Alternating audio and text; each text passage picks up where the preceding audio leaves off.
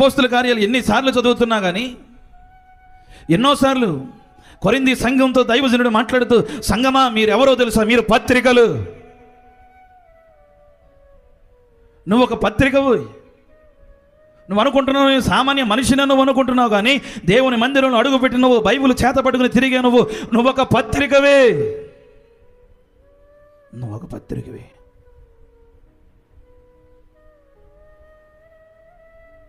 అనేకులు నిన్ను చదువుతున్నప్పుడు ఒక మాదిరికరంగా మార్చబడాలి.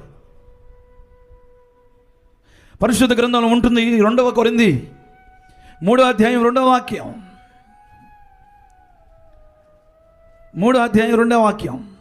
మా హృదయముల మీద వ్రాయబడి ఉండి మనుషులందరూ తెలుసుకొనుచు చదువుకొనుచున్న మా పత్రికలు మీరే కదా. మీరెవరో తెలుసా, మీరు పుస్తకాలు, మీరు ఒక పత్రికలు. అపోస్తలుడైన పౌలు గారు అంటున్నారు, మీరు లోకమునకు పత్రికలై ఉన్నారు. మీరు లోకానికి పత్రికగా ఉన్నారు.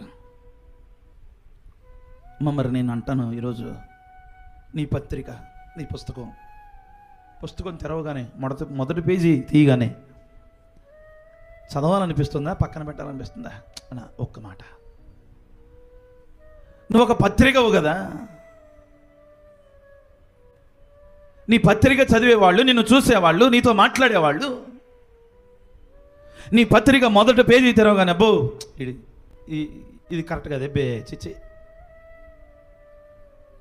అందుకే అపోస్తులుడు అంటున్నాడు, ఏమన్నా తెలుసా, మా హృదయముల మీద వ్రాయబడి ఉండి మనుషులందరూ తెలుసుకొనుచు చదువుకొనుచున్న మా పత్రికలు మీరేగా.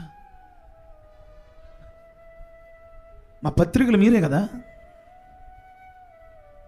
అందుకే మీరు స్థిరంగా ఉండాలి. దేవునికి స్తోత్రం, హల్లెలూయా.